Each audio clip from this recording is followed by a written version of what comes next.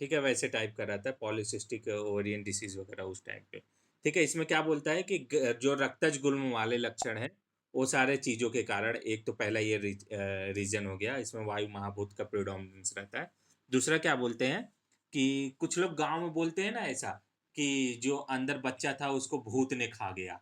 ठीक है, ऐसे टाइप का ये एक रीजन दे देते हैं कि मतलब कि भूत पिशाच जो रहते हैं वो, उनको ओज काफी अच्छा लगता है। ठीक है, वो इसके कारण वो ओज के खाने के चक्कर में उसको गर्भ को ही खा गया है, ऐसा बोलते हैं। ओज मतलब क्या होता है? हाँ, सभी धातुओं का सार भाग। ठीक है, वो अच्छा लगता है इसलिए वो भूत जो है उसको खा गया है। तो फिर इसके बाद में इसका खंडन कर दिया गया कि मतलब नहीं, ये बातें गलत है करके। तो देखते हैं क्या है। क्या बोलते हैं, भूत हृत गर्भ। वह रुका हुआ रक्त अग्नि के ताप, सूर्यताप, शारीरिक श्रम के कार्य, शोक और रोग के कारण या उष्ण अन्नपान के सेवन से स्रावित होने लगता है, जिसको देखकर कुछ लोग गर्भ का भूत ने हरण कर लिया ऐसा बोलते हैं। ठीक है, कुछ लोग क्या बोलते हैं, गर्भ का जो है वो भूत ने हरण कर लिया है, ऐसा मतलब कि कुछ अनवांटेड फॉरेन चीज ने आके उसको खा गया है, ऐसा करके बोलते हैं। फिर इसके जो भूत का जो विचार है उसको गलत साबित करते हैं। क्या बोलते हैं, रात्रि चरण भूत गणों का आहार तो ओज होता है। ठीक है, जो उनका आहार है वो, भूत लोगों को प्रिय आहार उनको क्या पसंद है, ओज है। इसको मार्क कर लो। ठीक है, एमसीक्यू हो सकता है, पूछ सकते हैं कि रात्रि चरण भूत गणों का आहार क्या होता है। ठीक है, ओज होता है। वे शरीर के ओज धातु को ही आहार करते हैं। ठीक है, तो क्या बोलता है कि वो शरीर के जो भी ओज है उसका आहार विहार करते हैं। बट कैसा रहता है, माता के अंदर पे भी ओज रहेगा ना। ठीक है, उसके अंदर पे भी ओज रहेगा। अगर सपोज वो बच्चे का मतलब जो भी गर्भ है उसका ओज का अगर हरण कर रहा है, तो माता का भी ओज का हरण करना चाहिए। और जब माता का ओज का हरण हो जाएगा तो माता की भी मृत्यु हो जाना चाहिए। इसलिए खाली ओज, गर्भ के ओज का हरण करना, ये बात सरासर गलत साबित होती है, ऐसा इन्होंने बोला है। ठीक है, क्या बोलते हैं फिर आगे देखो। रात्रि चरण भूत गणों का आहार तो ओज है, वे शरीर के ओज धातु का ही आहार करते हैं। वे आहार के लिए शरीर को नहीं पसंद करके, मतलब शरीर के जो रक्त बाकी धातु है उसको नहीं पसंद करके ओज धातु को ही पसंद करते हैं। यदि वे गर्भ का ही हरण करते होते तो वे अवसर पाकर माता के ही ओज का हरण क्यों नहीं कर लेते। ठीक है, माता के अंदर पे भी ओज रहता है, उसका क्यों हरण नहीं कर लेते। अतः भूतों द्वारा गर्भ हरण करने की बात करना निरा भ्रम है, मतलब कि ये गलत बात है। ठीक है, एवच यदि इन्हें ओज का हरण नहीं किया करा करते हैं तो गर्भ का हरण नहीं कर सकते, इसलिए गर्भ को भूत का आधारहीन कहना गलत बात है। ठीक है, वही सिंपल सा कॉन्सेप्ट की मतलब कि जो लोग बोलते हैं भूत ने हरण कर लिया है, ये सारी चीजें गलत बात है। मेन रीजन क्या है इसका, रक्तज गुल्म जो रहता है, वैसा ही सब लोग समझ के इसको समझने लगते हैं क्या कहते हैं, प्रेगनेंसी है करके। ठीक है, गर्भ धारण किया है, यही है। समझ में आया ना चीजें। हम्म। ठीक है, नेक्स्ट क्या है, कन्या या पुत्र की उत्पत्ति के संबंध में 8 प्रश्न। ठीक है, कन्या या पुत्र की। ठीक है, फिर इसके बाद क्या पूछते हैं, स्त्री क्यों कन्या संतान को उत्पन्न करती है। पहला क्वेश्चन क्या पूछे कि जो भी है फीमेल जो गर्भिणी है वो फीमेल को क्यों उत्पन्न करती है। दूसरा क्या पूछेंगे, मेल को क्यों उत्पन्न करती है। फिर तीसरा क्या पूछ लेगी, स्त्री और पुरुष दोनों को एक साथ कैसे उत्पन्न करती है, जिसको जुड़वा बोलते हैं ना, ट्विंस, वैसे टाइप के। फिर चौथा क्या पूछ लेगी, एक ही साथ दो पुत्र की कैसे उत्पत्ति हो जाती है। इसके पहले क्या पूछे कि स्त्री और पुरुष दो लोग एक साथ ही क्यों उत्पन्न होते हैं। और फिर उसके बाद ट्विंस में क्या बोले कि दोनों एक ही मेल चाइल्ड ही क्यों रहते हैं। फिर उसके बाद क्या बोलते हैं, क्यों एक ही साथ दो पुत्रियां उत्पन्न होती है। फिर क्या बोलते हैं, एक ही साथ बहुत सारी संतान उत्पन्न कैसे हो जाती, किसी किसी को 3 भी हो जाते हैं ना, वैसे टाइप का। फिर स्त्री गर्भ को बहुत विलंब से क्यों जन्म देती है। फिर ये भी क्वेश्चन पूछते हैं कि मतलब कि कुछ कुछ लोग रहती है वो ज्यादा टाइम क्यों लगता है उनका डिलीवरी वगैरह के लिए, वैसा। फिर क्या बोलते हैं, एक संतान एक साथ दो संतानों के गर्भ में रहने पर एक की अधिक वृद्धि और दूसरे की कम वृद्धि क्यों होती है। ठीक है, ये टोटल 8 टाइप का क्वेश्चन पूछते हैं। तो पहले से लेके छठे क्वेश्चन तक क्या बोलते हैं, अगर स्त्री के अंदर कौन सा रहता है धातु जिससे गर्भ की उत्पत्ति होती है। आर्तव, वेरी गुड। पुरुष के अंदर शुक्र, शुक्र। ठीक है, तो क्या कहते हैं, अगर शुक्र की मात्रा जो है वो अधिक होगी तो पुत्र संतान की उत्पत्ति होगी। ठीक है, अगर क्या कहते हैं, शुक्र की मात्रा अधिक होगी तो पुत्र की उत्पत्ति होगी, और आर्तव की मात्रा अधिक होगी तो फीमेल की उत्पत्ति होगी। ठीक है, यही चीजें बोल के इसको क्लियर किया है। ठीक है, ये दोनों चीजें क्लियर है ना। हम्म, तो क्या बोलते हैं वो देखो, आर्तव के अधिक होने से स्त्री कन्या उत्पन्न होती है। ठीक है, जैसा अभी हमने बताया वही। फिर शुक्र के अधिक होने से पुत्र उत्पन्न होता है। फिर क्या बोलते हैं, आर्तव एवं शुक्र के संयोग को जब वायु दो समान भागों में बांट देता है, ठीक है, तब ट्विंस जन्म लेते हैं। ठीक है, यहाँ पे आप लोग ने वो श्लोक भी पढ़ा होगा ना, गर्भ का। वायु उसमें उसके अंदर विभाजन करने का काम करता है। ठीक है, वैसे ही सेम। ठीक है, जब वायु क्या काम करता है, दो भागों में बांट लेता है, तो उसमें वो क्या कहते हैं, ट्विंस का जन्म होता है। फिर क्या बोलते हैं, अगर जिसके अंदर जब दो भाग में बांट बांट दिया है, उसमें उसमें तो इंच टेप वगैरह लेके बैठा नहीं है वायु कि सबको बराबर बराबर 50-50% में देगा। किसी को कम दे देगा, किसी को ज्यादा भाग में डिवाइड होगा। तो जिस भाग में जो ज्यादा प्रिडोमिनेंस रहेगा वही उत्पन्न होगा। कि जैसे मतलब मान लो कि एक में ज्यादा शुक्र की मात्रा होगी तो पुरुष उत्पन्न होंगे दो, और एक में कम हो गया तो आर्तव उत्पन्न हो गए, यही चीजें बोलता है। ठीक है, आर्तव एवं शुक्र के संयोग को जब वायु दो समान भागों में बांट देता है, तो जिस भाग की शुक्र की अधिकता होती है उसे पुत्र, और जिसमें आर्तव की अधिकता होती है उसमें पुत्री होती है। ठीक है, इस तरह पुत्र और पुत्री दोनों साथ में जन्म लेती है। फिर क्या बोलते हैं, जब वायु द्वारा बीज को दो भागों में बांटा जाता है तो दोनों ही भागों में शुक्र की अधिकता होने से दो पुत्र एक साथ जन्म लेते हैं। अगर दोनों भागों में आर्तव की अधिकता होगी तो दो स्त्रियां एक साथ में जन्म लेगी। यही चीजें बोला गया। फिर क्या बोलते हैं, शुक्र आर्तव संयोग को गर्भाशय में उपस्थित एवं बड़ा वायु जितने भागों में बांटता है उतनी संतानें जन्म लेती है। ठीक है, वायु जितने भागों में बांटेगा। ठीक है, वायु का काम क्या है, विभाजन करना। ठीक है, अगर इसको सपोज करो 3 भागों में बांट दिया तो 3 हो गए, 4 में बांट दिया तो 4 होगी। ठीक है, ऐसे टाइप का। समझ में आया पहले से छठा क्वेश्चन का आंसर। ओके, ठीक है। नेक्स्ट है, संतान बहुत देर से क्यों उत्पन्न होती है। क्या बोलते हैं, जब गर्भ को समुचित आहार नहीं मिल पाता है। ठीक है, अब वही जैसे मत, इसके पहले हमने एग्जांपल दिया था ना, जैसे कोई तुमने पौधा लगाया। ठीक है, पौधा लगाया, अगर उसको तुम बराबर से न्यूट्रिशन नहीं दोगे, खाना पानी नहीं दोगे, तो एकदम जल्दी जल्दी नहीं बढ़ेगा, वो धीरे धीरे धीरे धीरे करके बढ़ेगा। ठीक है, सेम वही यहीं पे यहाँ पे भी कॉन्सेप्ट होता है कि अगर बराबर से जो मदर है उसको नरिशमेंट नहीं मिलेगा तो संतान देर में ही उत्पन्न होगी। गर्भ जो है वो जल्दी विकसित नहीं होगा। ठीक है, इसलिए धीरे धीरे करके विकसित होगा और टाइम लगेगा करके ऐसा बोला जाता है। तो क्या बोले हैं कि जब गर्भ को समुचित आहार नहीं मिलता है तब तो वह गर्भ सूख जाता है या गर्भस्राव हो जाता है। ठीक है, वही सेम, अगर पौधा लगाया हो उसको पानी वानी कुछ दे ही नहीं रहोगे तो सूख जाएगा या मुरझा जाएगा। ठीक है, वही बोला है। ऐसी स्थिति में उस गर्भ को स्त्री, हाँ,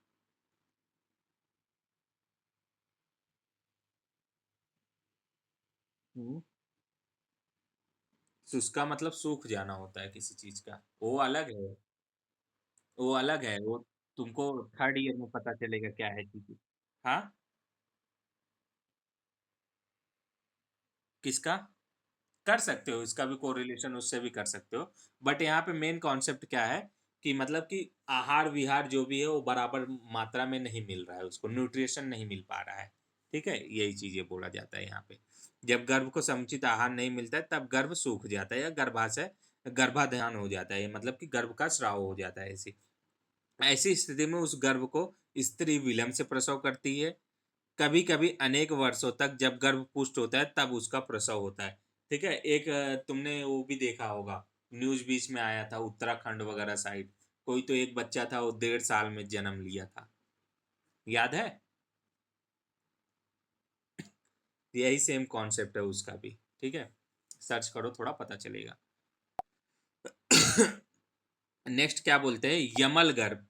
यमल गर्भ क्या होता है, एनीवन नोस।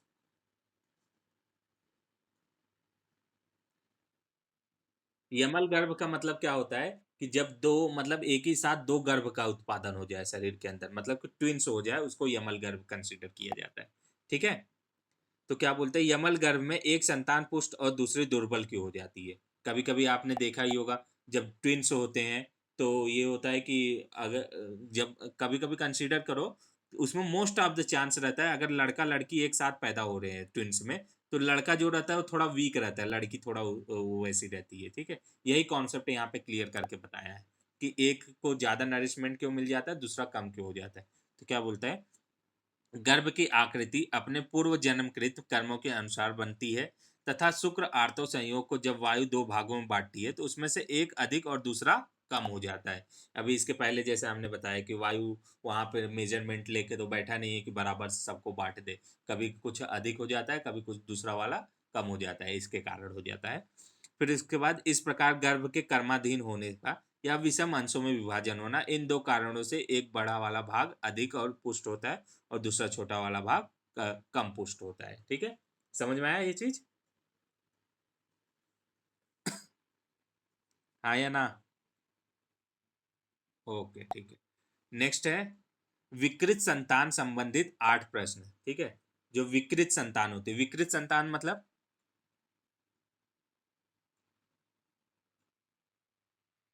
डिसऑर्डर्स, ठीक है, डिसऑर्डर जैसा समझ लेना, ठीक है। वैसा 8 क्वेश्चन क्या क्या पूछते हैं वो देखो।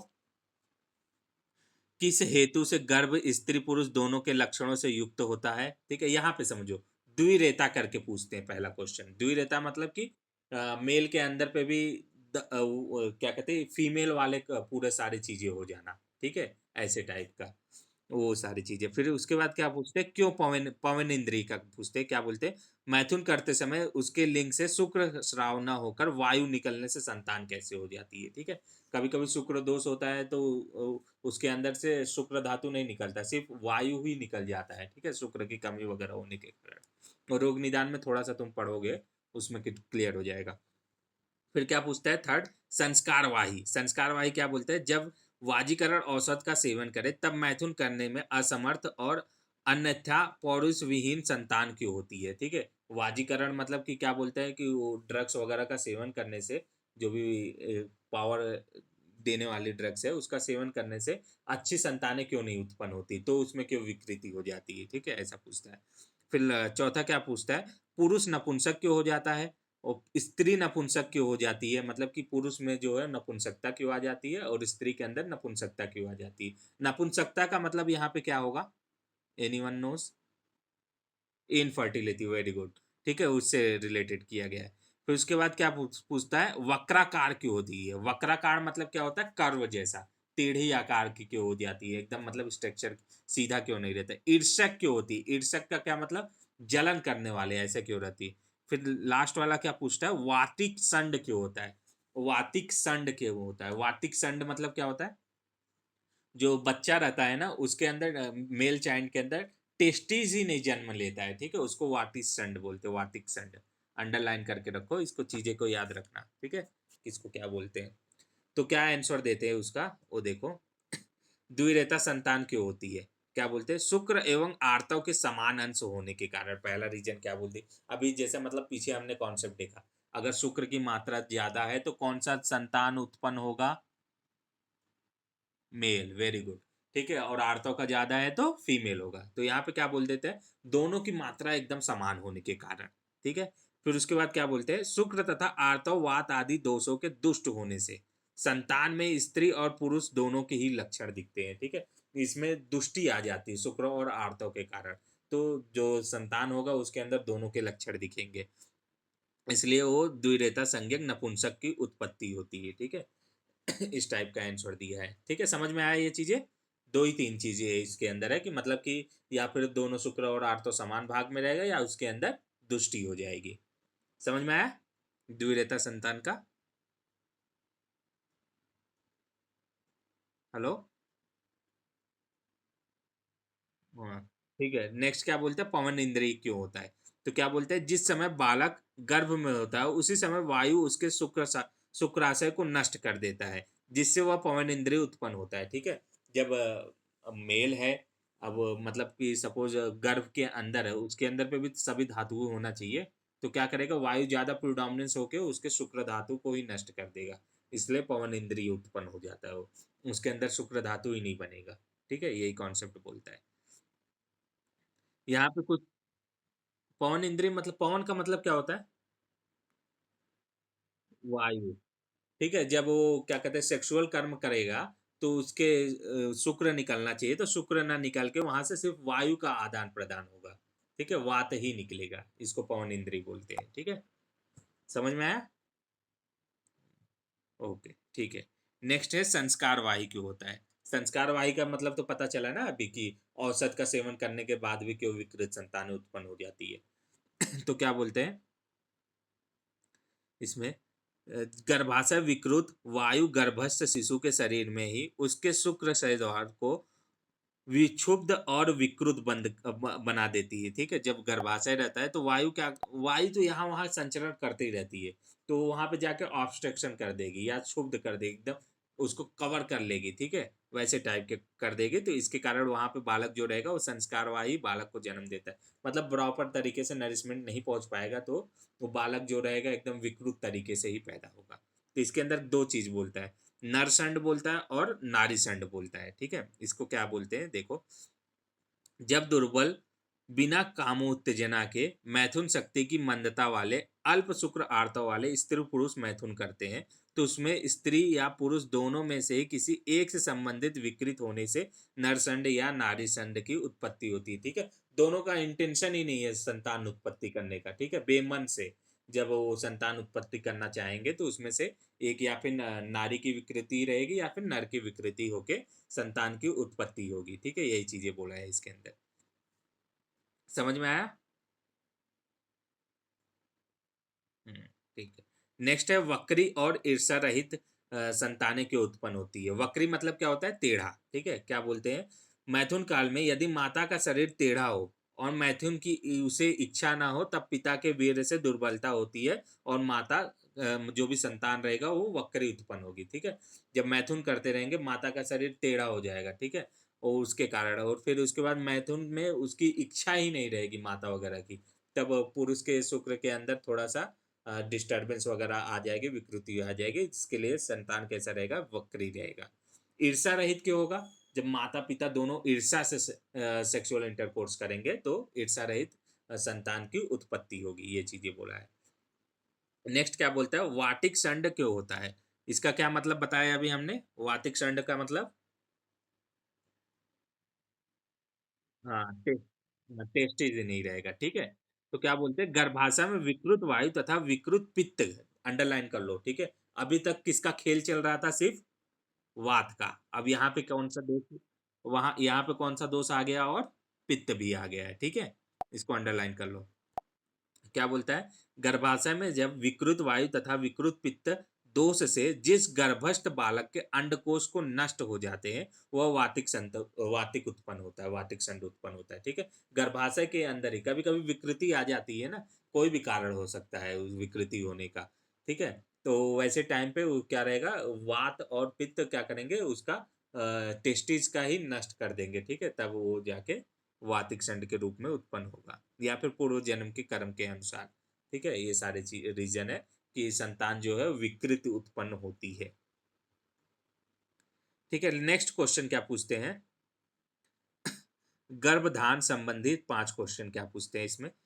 गर्भाशय में सद्योग्रहित गर्भ का क्या लक्षण है, ये ऑलरेडी आपने फर्स्ट ईयर में एनाटॉमी में पढ़ा है। ठीक है, सद्योग्रहित गर्भ का क्या लक्षण है, ये जब आएगा तो इसको इंपॉर्टेंट मार्क कर लेना, एग्जामिनर का फेवरेट क्वेश्चन रहता है। दूसरा क्या पूछते हैं, गर्भाशय में स्थित स्त्री गर्भ का क्या लक्षण है, कि मतलब कि अगर सपोज दैट उसके अंदर स्त्री है, मतलब कि गर्भ के अंदर फीमेल चाइल्ड है, तो कैसे पता चलेगा कि जो भी बच्चा होगा वो फीमेल होगा। अभी का तो अपने पास अल्ट्रासाउंड वगैरह है, उससे हमको पता चल जाता है, पहले नहीं था ना वो सारी चीजें। तो कैसे हम अंदाजा लगाते थे कि मेल होगा कि फीमेल होगा। ठीक है, वो पूछता है। और पुरुष का गर्भ का क्या लक्षण है, मतलब कि पुरुष जब अंदर बच्चा लड़का रहेगा तो उसका क्या लक्षण रहेगा। थर्ड क्या पूछता है, नपुंसक रहेगा तो क्या रहेगा। ठीक है, और किस कारण से संतानों में एक जैसा रूप उत्पन्न होता है। ठीक है, ये 5 क्वेश्चन उन्होंने पूछा है। तो क्या क्या है 5 क्वेश्चन, देखते हैं। पहला, सद्योग्रहित गर्भ के लक्षण क्या है, इंपॉर्टेंट मार्क है, मार्क कर लो, इंपॉर्टेंट है। ठीक है, तो क्या बोलते हैं, श्लोक चाहिए तो श्लोक याद कर लेना, ये बहुत इंपॉर्टेंट है श्लोक। निष्ठीविका गौरम अंग साद तंद्रा प्रहर्षो हृदय व्यथा च तिप्तिश्च बीजग्रहणम च योन्या गर्भस्य सदो अनुग्रस्त अनुतगस्त लिंगम। मतलब क्या रहता है निष्ठीविका? निष्ठीविका का क्या मतलब, क्या क्या लक्षण दिखेंगे निष्ठीविका मतलब कि अभी जैसे मतलब फिल्म वगैरह में तुम लोग देखते ही होगे कि क्या दिखाता है, कोई अगर हीरोइन या एक्ट्रेस प्रेग्नेंट है तो क्या सबसे पहले उनको क्या हो जाएगा, उल्टी हो जाएगा। ठीक है, उससे आप याद रख सकते हो। निष्ठीविका मतलब कि वमन की जैसा थूक वगैरह आ जाएगा। ठीक है। गौरव शरीर भारी हो जाएगा। अंग साथ बहुत ज्यादा थकावट वगैरह लगने लगेगा। प्रहर्ष मतलब कि क्या रहेगा उसके अंदर, रोमांच वगैरह आने लगेगा, हॉरिपुलेशन आने लगेगा, टिंगलिंग सेंसेशन जैसा। हृदय व्यथा हृदय में पीड़ा वगैरह के जैसे उत्पन्न हो जाएगा। ठीक है। तृप्ति बार बार किसी भी चीज को मतलब खाए बिना उसको लगेगा कि हाँ पेट भारी भारी सा लग रहा है, वैसे टाइप का। ठीक है। ऐसे चीजों के से हमको पता चल जाता है कि मतलब कि उसका गर्भ धारण किया है, ये सारे लक्षणों से। ठीक है। निष्ठीविका, गौरव अंगसाद, गौरव हो गया, अंगसाद हो गया, तंद्रा हो गया, प्रहर्ष हो गया, हृदय व्यथा हो गया, तृप्ति। ठीक है। ये सारी चीजों से हमको पता चल जाएगा कि ये सद्योगृहित गर्भिणी का लक्षण है। ठीक है, समझ में आया ना?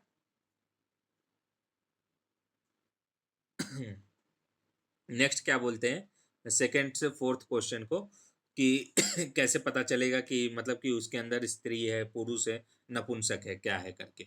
तो क्या बोलते हैं, जो स्त्री अपने बाएं अंगों से अधिकांश काम करेगी। ठीक है। बाएं अंग से अधिकांश काम करेगी। जो मैथुन की कामना से पुरुष की कामना करती हो। जो स्वप्न में स्त्रियों को देखती हो और स्त्रीलिंग नाम वाले पदार्थों को खाने की इच्छा करती हो। स्त्रियों के जैसा ही वह शील तथा वात व्यवहार करती हो। स्त्रियों में वाम कुक्षी के गर्भ होने से उभार जैसा प्रतीत होता है। तब वो मतलब कि कैसा रहेगा, गोला टाइप का रहेगा। और सेकंड मानसानुमानसिक है ना, उसका श्लोक किसी को याद है?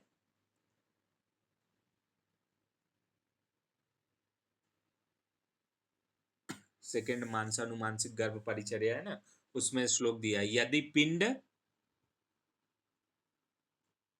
पुमान। हाँ,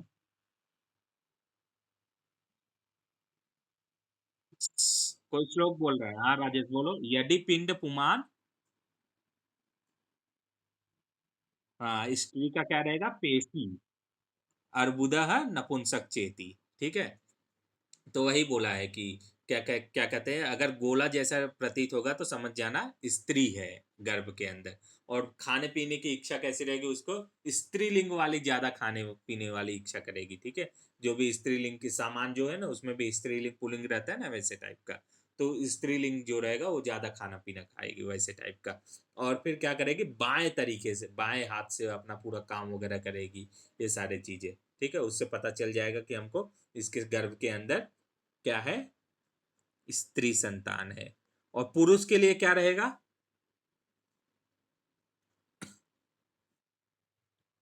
पुरुष के लिए पिंड के समान रहेगा। और इसके सेम जो भी स्त्री वाला देखा गया, बाएं हाथ से काम कर रही तो वो दाएं हाथ से काम करेगी। स्त्रीलिंग वाले जो सामान खा रही है वो पुरुष वाले खाएगी। स्वप्न में उसको पुरुष की छवि दिखेगी। ये सारे चीजों के से पुरुष के लक्षण जानना चाहिए कि मतलब कि अंदर जो है मेल चाइल्ड है। और नपुंसक के अंदर क्या रहेगा, अर्बुद जैसा स्ट्रक्चर रहेगा और दोनों एकदम साथ साथ में ही दिखेंगे। ठीक है। स्त्री पुरुष के लक्षण जो भी है मिलो जिलो दिखेंगे। हाँ, वो पेट देखोगे ना, उसका पेट का आकार के कारण दिखेगा। ठीक है। जो गर्भ धारण करती है ना, स्टमक रहता है ना, उसके आकार के कारण हमको पता चल जाएगा ये ऐसे करके है। एक ही चीजें से नहीं पता चलेगा, बाकी सारी चीजें भी दिया है ना, कि बाएं हाथ से खाएगी, बाएं हाथ से काम करेगी, वो स्त्री वाली चीजें ज्यादा खाएगी, ऐसे ये सारी चीजों से। ठीक है। कुछ डाउट इसमें? हाँ या ना? हेलो, जल्दी बोलो। ओके ठीक है। नेक्स्ट क्या बोलते हैं, संतान के सदृश होने में क्या कारण है? तो क्या बोलते हैं, गर्भ ग्रहण के समय स्त्री का मन जिस प्राणी या व्यक्ति की ओर जाता है वह उस प्राणी के सदृश संतान उत्पन्न करती है। ठीक है, मतलब कि प्राणी, यहाँ पे ये मत सोच लो कि कुत्ता बिल्ली सोच ली है तो कुत्ता बिल्ली जन्म ले लेगा उसके जैसा, वैसा नहीं। जिसके जैसा वो देखेगी, मतलब कि गोरा देखेगी गोरा, काला देखेगी काला, थोड़ा सा मीडियम में देखेगी तो मीडियम टाइप वाला, वैसे टाइप का। ठीक है, वो समझ लो। अन्य भी सादृश्य जनन कारण होते हैं, जैसे माता पिता के सदृश संतान होने का कारण यह है कि गर्भ की निष्पत्ति में सभी प्रकार के देह निर्माण में 4 प्रकार के 4 महाभूत कारण होते हैं। ठीक है, 4 महाभूत कारण होते हैं, जैसे मतलब हमने पीछे देख लिया, को आकाश को छोड़ के बाकी सारे 4 महाभूत कारण होते हैं इसके। तो इसमें क्या बोलते हैं, मातृज पितृज आहारज और आत्मकृत कर्मज होते हैं। इनमें जब जिस माता पिता या कर्मज कारण की प्रधानता होती है उसी के अनुसार तत्सदृश गर्भाकृति बनती है। ठीक है, जैसे मतलब आपने गर्भ उत्पादक 6 भाव देखे थे ना, कोई नाम बता सकता है कौन कौन से थे गर्भ उत्पादक 6 भाव? हाँ, मातृज पितृज। Very good, very good. ठीक है, वो जो 6 टाइप है उसी के हिसाब से, अगर जैसे मतलब कि मेल की जैसा उसका सारे चीज उसके अंदर गुण दिखेंगे तो समझ लेना कि ऐसा बोलते हैं ना, लड़का पापा के ऊपर गया है, मम्मी के ऊपर गया है, ये सारी चीजें। ठीक है, यही कॉन्सेप्ट इसके अंदर बोला गया है। जिसके जैसा दिखेगा, मतलब कि जो क्वालिटीज ज्यादा जाएगी ना, मातृज आत्मज, ये सारे चीजों के कारण वैसा ही संतान दिखेगा। ठीक है, और पहला तो कॉन्सेप्ट ये हो गया कि वो जिसको जैसा सोचेगी वैसा। ठीक है, जैसे सपोज दैट सोच रही काला गोरा नीला, मतलब कि काला गोरा टाइप का या सांवला टाइप का, वैसे टाइप का बच्चा होता है। ठीक है, समझ में आया ये चीजें? नेक्स्ट क्या पूछते हैं, विकृत संतान संबंधित 3 प्रश्न। इसमें क्या बोलते हैं, स्त्री किस कारण से विकृत अर्थात हीन अंग वाली या अधिक अंग वाली या इंद्रियहीन संतान को उत्पन्न करती है? दूसरा क्वेश्चन, आत्मा एक शरीर से दूसरे शरीर में कैसे चली जाती है? थर्ड, वे कौन से भाव है जिनके साथ आत्मा सदैव संबंध रखती है? ठीक है, यहाँ पे भी थोड़ा सा आत्मा का कोरिलेशन है, तो वो चीजें देखो। तो क्या बोलते हैं यहाँ पे, हीन अंग, अधिक अंग और विकलांग, ये सारी चीजें कैसे उत्पन्न होती है? शुक्र तथा आर्तव रूपी के बीज बीज दोष के कारण। सबसे पहला ही चीज क्या रहता है, अगर कहीं पे भी दोष, मतलब कि बच्चे में दोष दिख रहा है तो क्या समझ जाना चाहिए किसके अंदर सबसे पहले दूषित रहेगा, शुक्र या फिर आर्तव के अंदर दूषित चीजें रहेगी। ठीक है, वो चीज। दूसरा, अपने पूर्व किए गए कर्म, जो भी पूर्व जन्म में आपने कर्म किए उसके कारण, गर्भाशय के विकृत होने से, काल की विकृति से, माता के सर्व सगर्भावस्था में पालनीय आहार विहार नियमों का परित्याग कर देने से, जो भी माता है उसको वो आहार वगैरह का सेवन बराबर से नहीं कर रही है, कुछ भी ऊट-पटांग चीज़ें खा ले रही है, इसके कारण वातादि दोष की गर्भ की आकृति, वर्ण और इंद्रियों में विकार उत्पन्न कर देते हैं। ठीक है? तब वहाँ पे जाके वात जो है, सबसे पहले काम वो वाता ही का काम है यहाँ पे। ठीक है? वही घूमते रहता है चारों तरफ। अगर तुम में कुछ भी विकृति दिखी तो तुरंत पहुँच जाएगा वहाँ पे और ज़्यादा भयंकर चीज़ें कर देगा। ठीक है? वही चीज़ें बोला गया है यहाँ पे। जैसे वर्षा ऋतु में नदी के प्रवाह में स्थित किसी वृक्ष का काष्ठ, जैसे मतलब कि अभी वर्षा ऋतु में कहीं यहाँ से पानी वगैरह जा रहा है और यहाँ पे कोई पेड़ लगाया हुआ है, अगर ये पेड़ पे बार बार आघात मार रहे, कोई पत्थर वगैरह लाके मार रहे पानी के साथ साथ, ये पेड़ क्या होगा, उखड़ जाएगा। ठीक है, या फिर उसके अंदर कुछ ना कुछ विनाश होने लगेगा। सेम वही कॉन्सेप्ट इसके अंदर, अंदर गर्भ है उसको बार बार आप चोट पहुंचा रहे हो तो वो विकृत हो जाएगी या अधिक अंग हो जाएगा या फिर कुछ ना कुछ इसके अंदर डिफॉर्मिटी आ जाएगी, यही चीजें बोला गया है इसके अंदर। फिर इसके अंदर क्या बोलता है, एक देह से दूसरे देह में आत्मा कैसे ट्रेवल करती है? वही कॉन्सेप्ट 4 महाभूत वाला आ गया। जो 4 महाभूत है उन्हीं के द्वारा ट्रेवल करती है। क्या बोलते हैं, मन के संयोग में गमनशील आत्मा सूक्ष्म 4 महाभूतों के साथ गृह्यमाण शरीर को छोड़कर उत्पद्यमान शरीर में प्रवेश कर जाती है। ठीक है, जो भी मतलब पुराना शरीर है उसको छोड़ के नए शरीर में प्रवेश कर जाती है। शुभ अशुभ कर्मों के